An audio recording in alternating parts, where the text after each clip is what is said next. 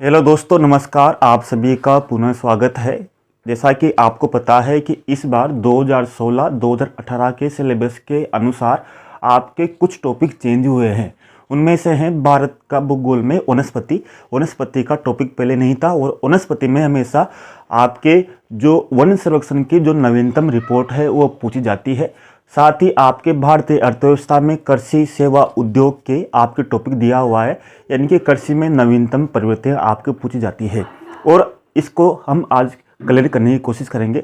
और आपके मन में ये सवाल आ सकता है कि सर हम अंत में अब रिवीजन कर रहे हैं, हम आपको भी कैसे वीडियो देखें, क्योंकि जो वीडियो होते हैं उनमें मैं थोड़ा कोशिश करता हूँ कि आपको संपूर्ण याद हो जाए। लेकिन मेरी कोशिश ये रहती है कि आपको रिवीजन के साथ साथ आपके कुछ एग्जाम के तथ्य याद हो जाए, यानी कि आपके कहीं ना कहीं यहाँ से 2 से 3 क्वेश्चन बैठ जाए। अब कोशिश ये रहेगी कि आपके एग्जाम की दृष्टि से पूरा का पूरा मैं आपको बताने की कोशिश करूँ। पहले आप कृषि को देख लीजिए। कृषि में बात करें तो अपन भूगोल की दृष्टि से नहीं, अर्थव्यवस्था की दृष्टि से देखेंगे, क्योंकि आपके भारत की अर्थव्यवस्था में अर्थव्यवस्था की दृष्टि से कृषि पढ़नी चाहिए। जैसा कि आपको पता है कि जीडीपी में कृषि का योगदान आपके 16% है। आप जानते हो जीडीपी सकल घरेलू उत्पाद होती है। और बात करें तो वर्तमान समय में आपके न्यू पूछ सकता है कि स्वतंत्रता के समय भारत में कृषि की भूमिका जीडीपी में सर्वाधिक थी। आपके कथन आता है कि वर्तमान समय में भारत की अर्थव्यवस्था में कृषि का योगदान घट रहा है या बढ़ रहा है। तो वर्तमान में भारत की कृषि का अर्थव्यवस्था में योगदान घट रहा है। जिसे बात करें 1950-51 में कृषि का योगदान जीडीपी में लगभग 50% के आसपास था, जो वर्तमान में घटता हुआ 16% हो गया है। ये आपको कथन ध्यान रखना है। इसी तरह कृषि बहुत उस समय जब कृषि थी तो साहूकारों से लोन ले लेकर किसानों की आर्थिक दुर्दशा बहुत कमजोर थी। इसलिए भारत सरकार ने कृषि यानी कि ऋण उपलब्ध कराने के लिए अनेक योजनाएं चलाई, जिसको बोलते साख। जैसे लीड बैंक योजना 1969 में चलाई गई। 1969 में आपको पता है भारतीय बैंकों का राष्ट्रीयकरण भी हुआ था। इसी तरह ग्रामीण अवसंरचना कोष का स्थापना की गई 1996 में। इसी तरह नाबार्ड की स्थापना की गई 1982 में। नाबार्ड की स्थापना की गई सेवा रमन समिति के अनुशंसा पर। नाबार्ड जो ग्रामीण जो बैंक है, इसके माध्यम से सहकारी समितियां इससे जुड़ी रहती है, तो आपको इसके बारे में ध्यान रखना है। इसी तरह कृषि विपणन यानी कि किसानों का जो माल है उन मालों को मंडियों के माध्यम से अच्छी तरह से विपणन के लिए कृषि विपणन की शुरुआत की गई। 1966 में एमएसपी यानी कि न्यूनतम समर्थन मूल्य की जो शुरुआत की गई थी 1966 में की गई थी। इसमें वर्तमान 2020-21 के अनुसार, बजट के अनुसार 22,000 ग्रामीण हाट का स्थापना की जाएगी। इसी तरह आपको यह ध्यान रखना है कृषि जनगणना। प्रथम कृषि जनगणना 1970 में हुई थी। आपको पता है कि हर 5 वर्ष में एक बार कृषि जनगणना की जाती है। प्रथम कृषि जनगणना 1970 में की गई थी। और इस तरह से देखें तो भारत में कुल जोत है, भारत में कुल जोतों का आकार 14 करोड़ मिलियन जोत यानी कि 14 करोड़ है। अगर मिलियन में बात करें तो 146 मिलियन जोत है।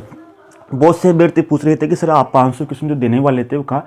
तो मैं आपको बता दूं कि 500 क्वेश्चन, क्योंकि अभी अर्धवार्षिक परीक्षा चल रही है तो हम छुट्टी भी नहीं ले सकते, स्कूल से सख्त मना है। तो इस कारण मैंने पहले 1-2 बच्चों को रखा था, लड़कों को रखा था, उन्होंने मना कर दिया, यानी कि उनके पास भी समय नहीं था। तो अब मैं आज फिर कोशिश कर रहा हूं। तो आपको या तो आप हमारा ऐप डाउनलोड कर लीजिए, जो जिसका लिंक दिया हुआ है नीचे। वो ऐप डाउनलोड करने के बाद में शाम को या कल सुबह उसमें हम अपलोड कर देंगे, वहां से फिर आप उसको ले सकते हो। केवल 500 क्वेश्चन है। 500 क्वेश्चन को आप 2 या 3 घंटे में भी आप उसका रिविजन कर सकते हो, बार बार पढ़ सकते हो। आपको अच्छा लगे तो ठीक है, नहीं तो आपके पास और कोर्स हो तो और कोर्स को देखिए। लेकिन हमने 500 क्वेश्चन इसलिए बनाए हैं क्योंकि हमने न तो टेस्ट चलाई न कोई कोर्स चलाया। केवल 500 क्वेश्चन मुझे लगते हैं कि वो अच्छे आपके हो सकते हैं, इसलिए ही हमने वहाँ पर ऐप में अपलोड करेंगे। आज या कल हम उसको अपलोड कर देंगे। हमें पता है कि आपके पास समय भी नहीं है, लेकिन समय तो किसी के पास नहीं रहता। आपको समय कहीं ना कहीं से निकाल के आपको उन क्वेश्चनों को पढ़ना है, एक बार देखना है। इसी तरह कृषि से संबंधित स्वामीनाथन आयोग की स्थापना की गई 2004 में। अशोक दलवई समिति के भी संबंधित है कृषि से स्वामीनाथन आयोग। आपको पता है इस आयोग की अनेक सिफारिशें थी। 2004 में कृषि उत्पादन की बात करें, भारत में कृषि उत्पादन लगभग 30 करोड़ है, 30 करोड़ टन है। इसको बोल सकते हैं 308 मिलियन टन, जिसमें से कृषि उत्पादन में भारत में सर्वाधिक जो योगदान है 12 करोड़ टन तो चावल का होता है और 10 करोड़ गेहूं का होता है। यानी कि सर्वाधिक जो कृषि उत्पादन में चावल का योगदान है, दूसरे पे है गेहूं। इसी तरह उर्वरक अनुपात की बात करें कृषि में 4:2:1 है। यानी नाइट्रोजन का सर्वाधिक भारतीय कृषि में ये उपयोग होता है। इसी तरह कृषि के लिए जो प्रमुख योजनाएं हैं, पीएम किसान योजना, जिसको नाम बोलते हैं किसान सम्मान निधि योजना, इसके द्वारा सरकार आपको 6,000 रुपये किसानों के खाते में जमा करती है। ये बहुत सी बार क्वेश्चन पूछा गया है, इस बार पूछ सकते हैं। 24 फरवरी 2019 को ये लागू की गई थी और गोरखपुर से ये लागू की गई थी, उत्तर प्रदेश के। इसी तरह कृषि अवसंरचना कोष की स्थापना की गई 9 अगस्त 2020 को। इसका जो बजट था वो 1 लाख करोड़ था। इस कोष के अनुसार प्रत्येक व्यक्ति को, यानी कि एक किसान समूह को 2 करोड़ का ऋण दिया जाएगा। अब देख लीजिए वन रिपोर्ट को आपको अच्छे से देखना है, क्योंकि आपके भारत के भूगोल में इसके पूछने की पूरी संभावना है।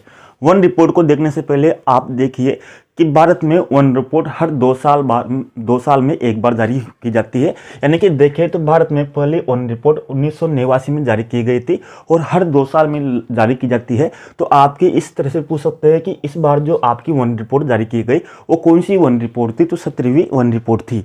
अगर बात करें तो ये 2021 की जो में जारी की गई थी, यानी कि 2021 की है, लेकिन 2022 में जारी की गई है। यानी कि 2 साल में, जनवरी 2022 में जारी की गई, 2021 की। अगली वन रिपोर्ट आपके 2023 या 2024 में जारी की जाएगी, जो देहरादून वन संरक्षण संस्थान के द्वारा जारी की जाती है। इसी तरह बात करें तो आपके तथ्य, यानी कि आपको याद रखना है किस तरह से। मैं कोशिश कर रहा हूं कि आपको जल्दी मैंने हर एक वीडियो में, जैसा कि मैंने पूरे जितने भी वीडियो बनाए हैं आपके फर्स्ट पेपर के, उन सभी वीडियो में कोशिश की है कि आपके 10-15 मिनट में लगभग आपके 1 से 2 घंटे की क्लास उसमें डाल दूं, ताकि फालतू बातें उसमें ना हो।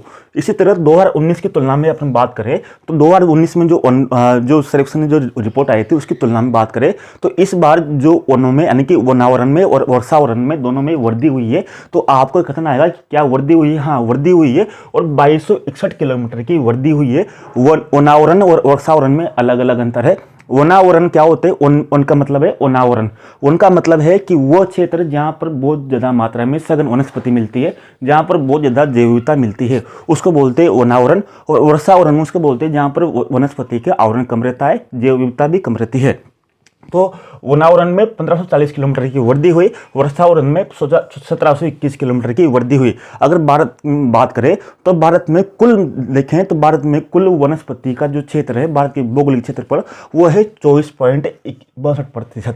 24.62% भारत में वनों का क्षेत्र है। और बात करें वनावरण की तो 21.71%, वर्षावरण की बात करें तो 2.91%। इन दोनों को जोड़ेंगे तो 24.62% हो जाता है।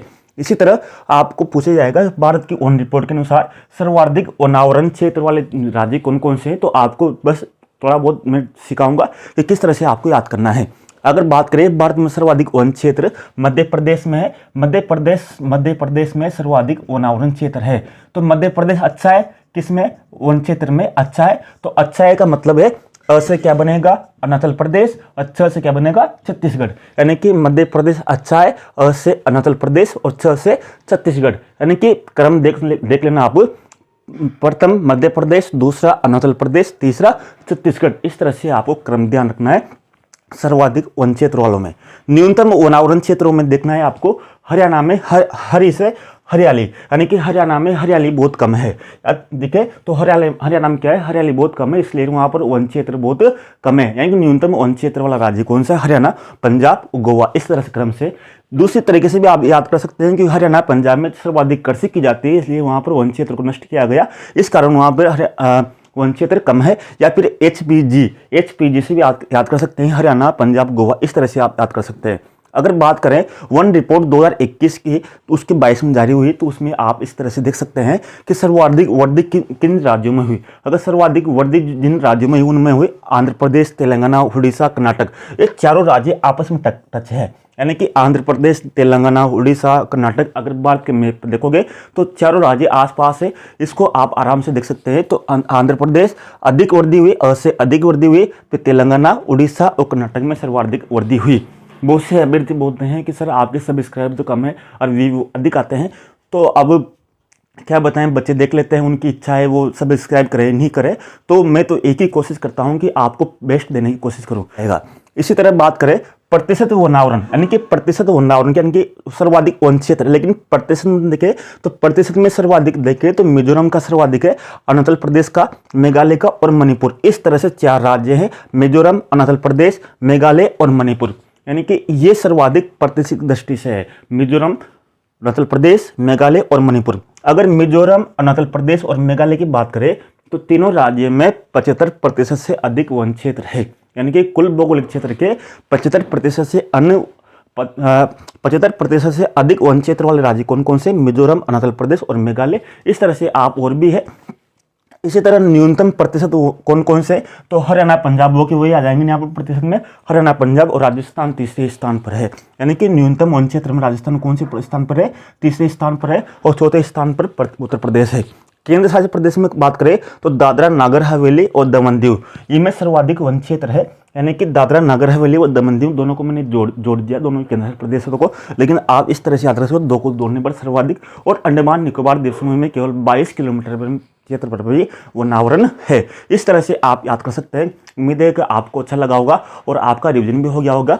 तो कोशिश करूंगा मैं आने वाले वीडियो में एक मैराथन क्लास आपके राजस्थान जीके की लूंगा, जिसमें सब कुछ यानी कि सब कुछ मैं देने की कोशिश करूंगा। जैसे मान लीजिए उसमें जितने भी आपके वर्ष में 2022 में जितने भी एग्जाम हुए, उन एग्जामों में जो राजस्थान के करंट अफेयर के जो क्वेश्चन पूछे गए उनसे संबंधित, या अक्टूबर, नवंबर, सितंबर, जितने भी करंट अफेयर है उनको समझाने की कोशिश करूंगा। उम्मीद है कि आपको ये वीडियो समझ में आएगा और आपके लिए जरूर इसमें से 2 या 3 क्वेश्चन आपके बैठने की पूरी संभावना रहेगी। जय हिंद, नमस्कार दोस्तों।